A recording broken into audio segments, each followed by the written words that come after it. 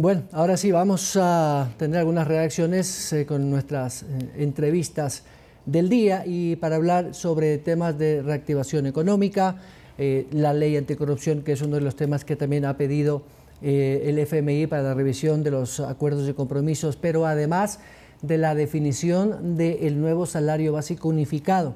Se tenía previsto que hasta este fin de semana el Consejo de Trabajo y Salarios lo defina en las reuniones mantenidas entre representantes de los empleadores y los trabajadores. Más adelante tendremos al ministro de Trabajo, pero ahora tenemos el gusto de que nos acompañe esta mañana el doctor Pablo Zambrano, el expresidente de la Federación de Cámaras de Industrias. Presidente Zambrano, buenos días, ¿cómo está usted? Gracias por acompañarnos hasta ahora en el Telediario. Muchísimas gracias, Byron. Muy buenos días. Un saludo a la teleaudiencia de Telediario. Comienzo con esto último, doctor Zambrano. La definición de este salario unificado que se hace cada año, pues una metodología, digamos, un poco anticuada, por decirlo menos, debería regularlo el propio mercado, como sucede en muchos países de economías de libre mercado. Sin embargo, aquí todavía tenemos este famoso consejo que casi nunca llega de acuerdo. Pero este año, a diferencia de los anteriores, por la situación económica, por la crisis, hay y suena mucho la teoría de que no haya un incremento y que se mantenga en el actual valor de $400. ¿La posición de los empresarios es similar? Gracias por la pregunta y creo que es importante que los ecuatorianos reflexionemos sobre el momento económico, el momento productivo que atraviesa el Ecuador. Y de igual manera, cuando se fijan los salarios, se hace un análisis ponderado sobre la realidad económica del país. Y la realidad económica del país es compleja, no solamente producto de esta pandemia del coronavirus que ha causado una afectación a nivel mundial, y el Ecuador obviamente también se ve afectado, sino también por condiciones que se han venido dando desde hace algún tiempo atrás. ¿Cuáles son esas condiciones negativas? Muy lamentablemente, las altas tasas de empleo inadecuado y de igual manera la sobreoferta que existe para, digámoslo así, de mano de obra y la falta de puestos de trabajo que hay que seguirlos generando a través justamente de la producción.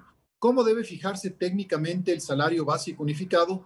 Se lo debe hacer a través del índice de productividad, es decir, justamente cuánto cuesta un bien elaborado en el Ecuador comparado con los otros bienes, o mejor dicho, con los otros países de la región.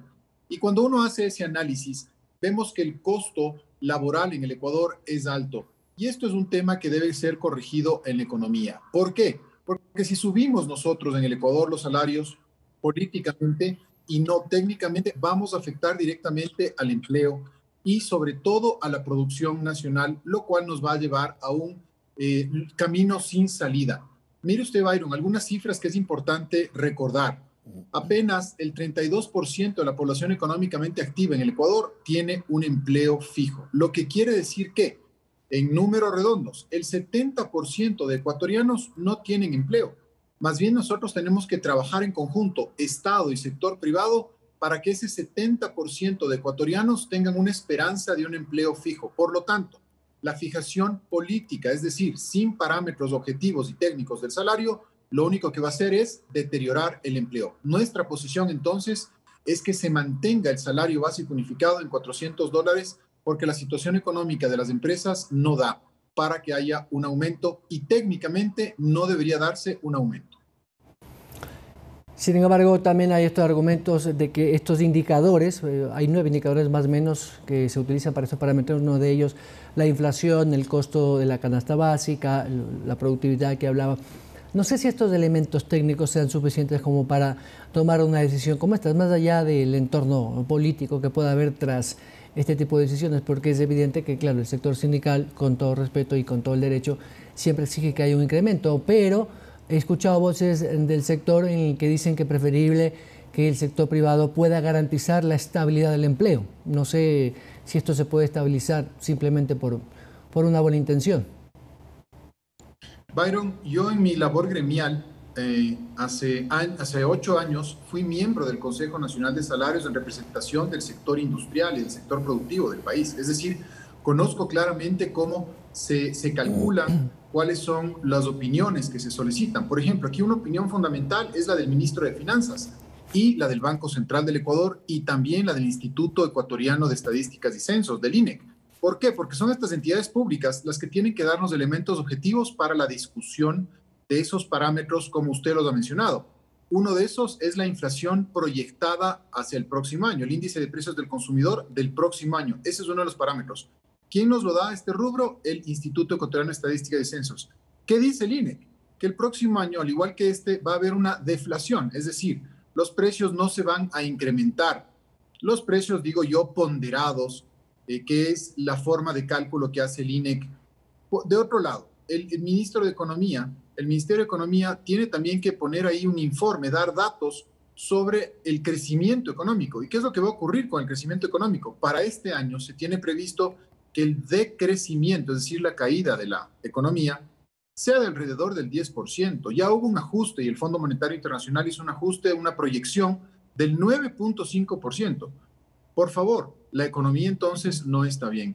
Y otro de los factores importantes que también se tienen que tomar en cuenta, como ya he mencionado, es el factor de productividad. Y aquí también una reflexión.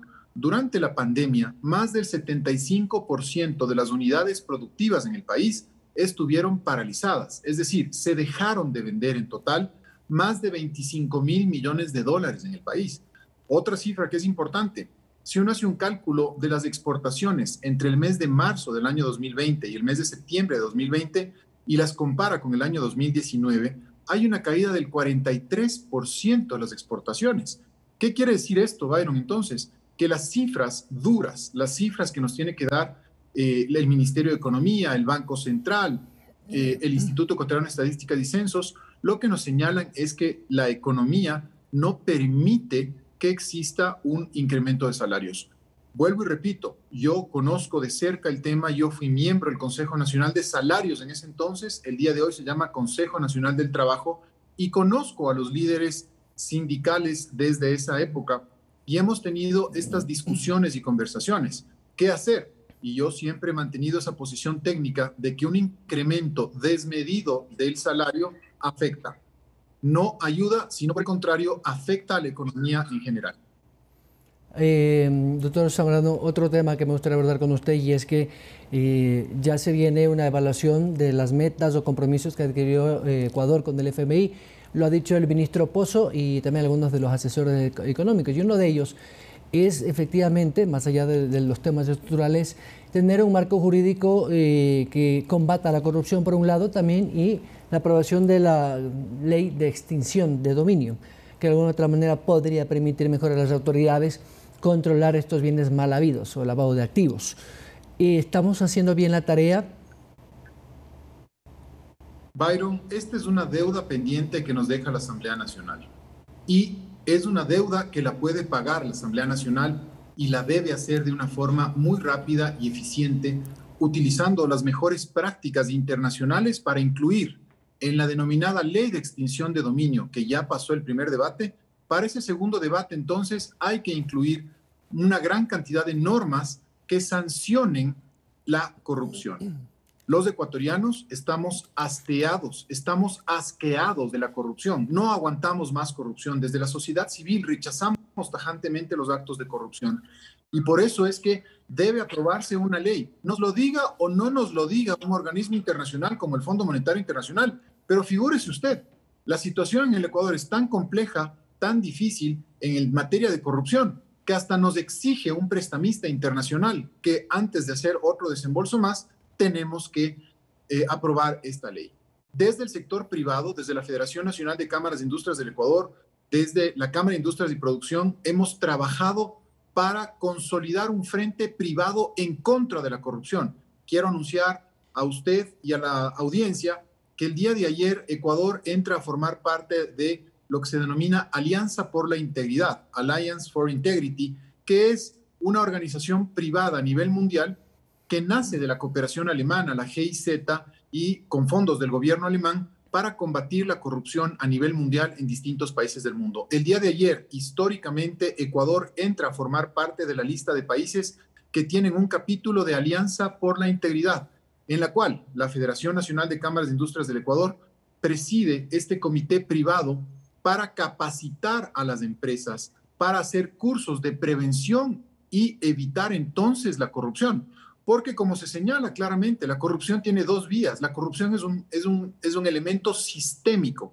Y si es que nosotros no cambiamos las actitudes, no volvemos a preservar los valores, no educamos desde la escuela la necesidad del respeto, la necesidad de los valores éticos. Los fondos públicos son sagrados. Eso me lo enseñaron a mí en mi casa y yo estoy convencido y les he enseñado eso a mis hijos. No se puede robar, menos aún fondos públicos, porque quienes más se ven afectados son los pobres.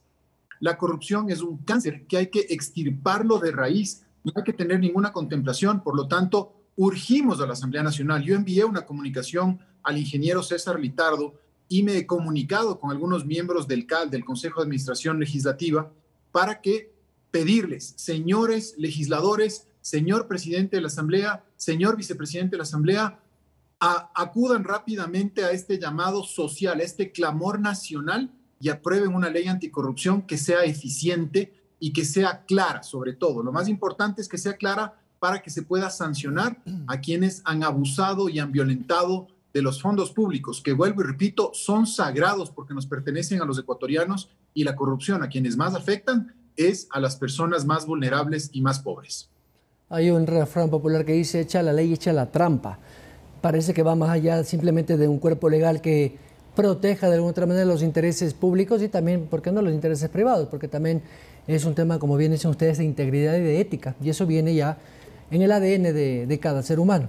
¿Qué tan difícil es construir con esta, no sé, esta estructura jurídica una nueva ley que a la final no necesariamente va a bajar los índices de corrupción, pero imagino que será un poco más drástica y dura? ¿Qué podríamos esperar de estos cuerpos legales?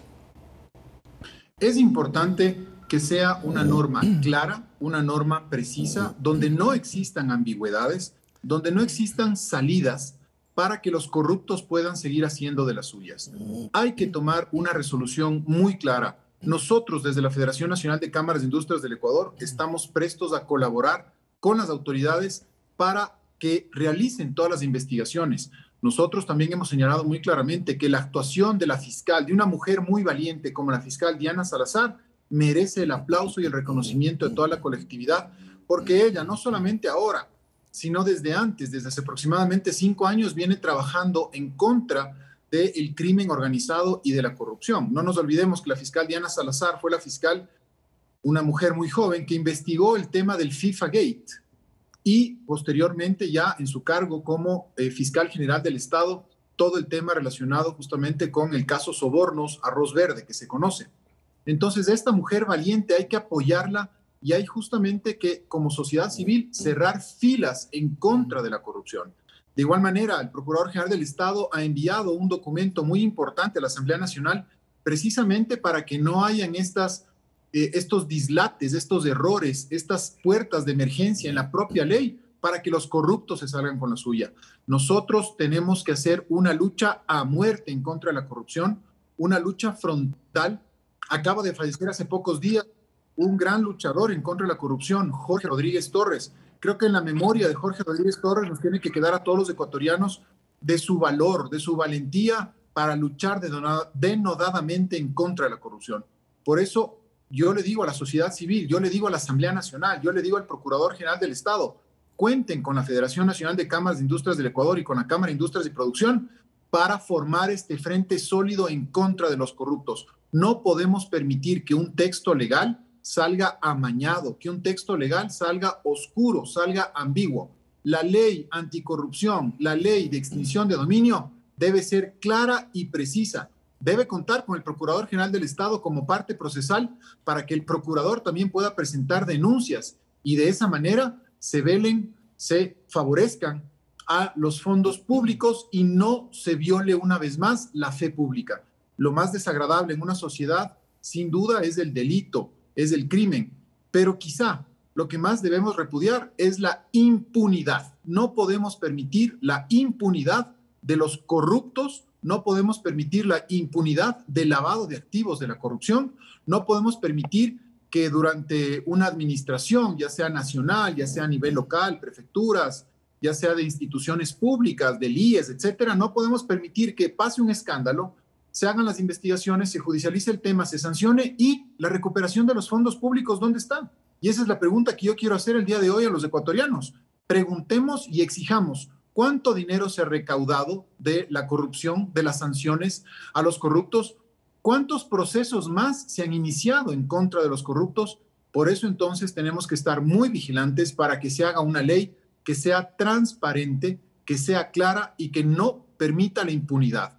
No juguemos con la buena fe del pueblo ecuatoriano, no juguemos con la buena fe de quienes queremos hacer un mejor país, quienes queremos dejar una huella positiva en la sociedad ecuatoriana. Así es que la ley anticorrupción, la ley que sanciona justamente el enriquecimiento ilícito, entre otras cosas, tiene que ser una ley clara, basada en estándares internacionales, tales como, por ejemplo, la ISO 37001, que es para prevención de la corrupción.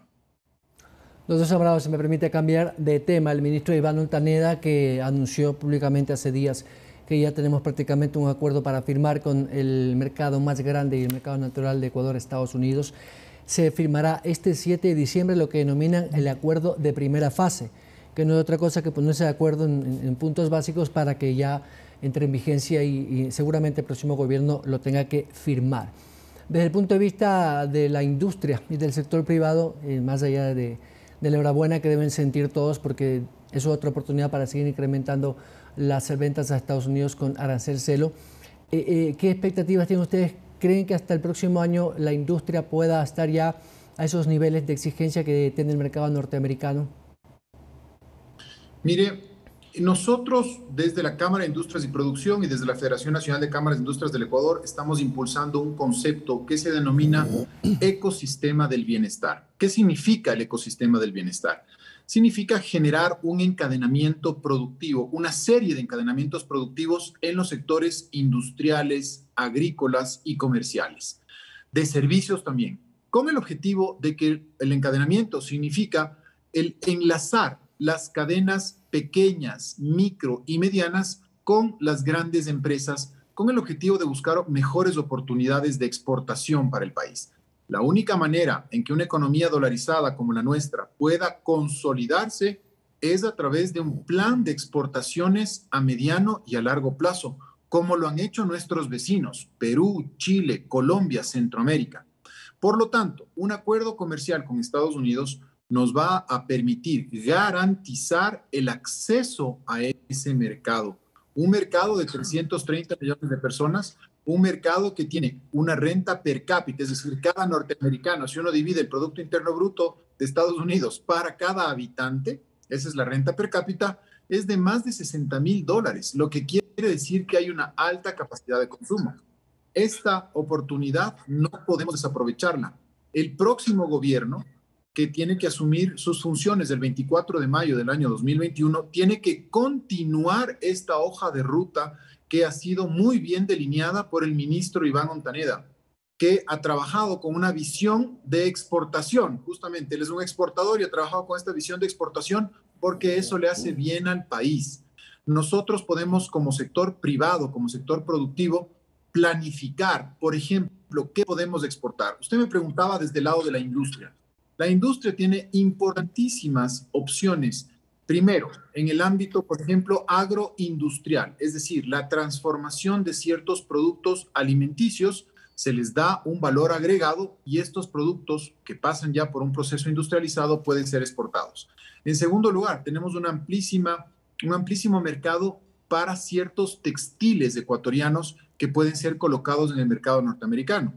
De igual manera, otro rubro muy importante son los productos de madera, los tableros de madera para todo el tema relacionado con construcción, elaboración de muebles, entre otros. Otro rubro que es fundamental también, que puede ser muy importante para el desarrollo del país, es la industria del aluminio, la industria del acero, que puede también colocar sus productos en Estados Unidos. Siempre lo que hay que hacer entonces es mejorar esa competitividad de la producción local. Usted me hablaba de la calidad. Yo considero que la calidad de los productos ecuatorianos en su mayoría es muy alta. Por mi trabajo, por mis funciones, yo visito semanalmente plantas industriales. Incluso lo he hecho ahora guardando todas las medidas de seguridad por la pandemia, y lo que nosotros hemos visto es precisamente que existe esos altos estándares de calidad, esos altos estándares de producción, esa seguridad industrial, ese cuidado con los trabajadores que se requiere, porque ahora los consumidores son exigentes, Byron. No solamente compran un producto porque lo necesitan o por el precio, sino que también les gusta ver exactamente cuál es la historia de ese producto, y eso se llama trazabilidad. La trazabilidad, en términos actuales de la cuarta revolución industrial, se llama blockchain. Y mire usted cómo el día de ayer uno de los sectores más importantes de exportación del país, como es el sector camaronero, anunciaba al mundo que el Ecuador tiene esta trazabilidad del producto a través de la tecnología del blockchain. Pero no solamente el sector camaronero. El sector maderero también tiene tecnología de blockchain que nos permite averiguar de dónde vienen sus productos, al igual que el sector lechero y el sector cárnico. Entonces, la industria ecuatoriana tiene que volcarse hacia ese mercado gigante de 330 millones de habitantes, y obviamente tenemos que trabajar muy arduamente en una hoja de ruta de competitividad. El próximo gobierno entonces tiene la obligación de continuar con estos acuerdos comerciales, porque sin duda le hacen bien al país. Y para muestra un botón, el acuerdo con la Unión Europea es un acuerdo exitoso que ha beneficiado sobre todo a medianos y a pequeños productores que tienen garantizado ya su mercado en Europa y pueden tener una posibilidad de planificar y, lo más importante, de crecer para atraer divisas a una economía dolarizada como la nuestra. Unos 1.400 productos ecuatorianos van al mercado norteamericano, han generado unos 2.500 millones de dólares más o menos hasta septiembre. ¿Esto podría duplicarse, quintuplicarse? ¿Qué creen ustedes? ¿Cuál podría ser exponencialmente el crecimiento? La perspectiva que nosotros tenemos desde el sector productivo es que en un periodo de 2, 3 años, dándose las condiciones económicas también en el Ecuador y justamente de la mano de políticas públicas, y una de las políticas públicas ya le he mencionado, es la mejora de la competitividad, podría tranquilamente esto ir creciendo a cifras mencionadas por usted. ¿Por qué? Porque la verdad sea dicha, Byron, nosotros como inversionistas desde el sector privado, lo que necesitamos son seguridad jurídica, reglas claras. No necesitamos anuncios populistas por parte de los gobiernos, no necesitamos una multiplicidad de reformas, sino por el contrario, necesitamos reglas claras, reglas simplificadas que nos permitan trabajar. De esa manera los capitales serán atractivos para el Ecuador. Hay que trabajar también en lo que tiene que ver con el respeto a los contratos, con el arbitraje internacional, que es fundamental para la solución de controversias, porque un acuerdo comercial no solamente implica que nosotros podamos exportar productos desde el Ecuador a Estados Unidos y que Estados Unidos exporte productos al Ecuador, sino que un acuerdo comercial también implica inversiones. Y esto es algo fundamental. Las inversiones son necesarias en el país para que los sectores productivos podamos seguir creciendo. Uno de los sectores, por ejemplo, ganadores en el Ecuador, es el sector de los recursos estratégicos como los minerales. Esa exportación, por ejemplo, de minerales hacia Estados Unidos podría tranquilamente duplicar esa base de exportaciones y esos números de exportaciones que usted ha mencionado. Pero el sector agrícola, el sector de alimentos, el sector de bebidas, el sector de textiles, madera, perfiles de aluminio, entre otros, tiene una oportunidad muy grande de exportaciones hacia Estados Unidos. Usted ha mencionado, la canasta de exportación a Estados Unidos tiene más de 1.800 productos. Y eso entonces nosotros tenemos que seguir potenciando para que sectores muy importantes de la sociedad se vayan integrando en el ecosistema de bienestar y en las cadenas de valor. Yo veo con mucha esperanza cómo este acuerdo, por ejemplo, podría desarrollar amplias zonas en las provincias de Cotopaxi, de Chimborazo, de Tungurahua, es decir, de la Sierra Central. La provincia de La Suay, que tiene un potencial y tiene una capacidad instalada inmensa industrial, podría sin lugar a dudas también verse beneficiada buscando justamente estos productos, especializándose en estos productos que requiere el mercado norteamericano. Por lo tanto, desde el sector productivo nacional, nosotros apoyamos decididamente una apertura comercial inteligente en la cual, dentro del marco de las normas internacionales de comercio, también se establezcan plazos para aquellos sectores que se consideren sensibles. Así es que tenemos una oportunidad de oro. La puerta está abierta, tenemos que aprovechar, entrar a ese gran salón que es el mercado norteamericano y obviamente con altos estándares de calidad, competir y convertirnos en líderes de esos nichos de mercado, de esos productos que aquí en el Ecuador los producimos de la mejor manera. Vea usted, las rosas ecuatorianas son las mejores rosas del mundo, pero ya se eliminó justamente los aranceles a través del SGP, del Sistema General de Preferencias. Pero el problema es que esto es unilateral y temporal, es decir, dura máximo cada año, hay que renovarlo. No podemos estar frente a esa lotería de que nos renueven o no nos renueven. Tenemos que tener entonces un acuerdo comercial firme que nos permita planificar para crecer. Don Pablo Zambrano, presidente de la Federación de Industriales, muchas gracias. Muchísimas gracias a usted, siempre a las órdenes. Un saludo a los ecuatorianos y ecuatorianas que nos están viendo. Gracias al titular de la Federación Nacional de Cámaras de Industrias, doctor Pablo Zambrano, a propósito de la posición institucional, primero sobre el tema del nuevo salario básico unificado que se conocerá en cuestión de horas quizás, y lo vamos a preguntar al ministro Ich, que estará con nosotros enseguida. Y también nos hemos dado tiempo para revisar las aprobaciones que están pendientes en la Asamblea de la Ley Anticorrupción y la extensión de dominio, y por supuesto también las posibilidades de Ecuador para seguir exportando más al mercado de Estados Unidos. 7:27. Vamos a la pausa, regresamos con más.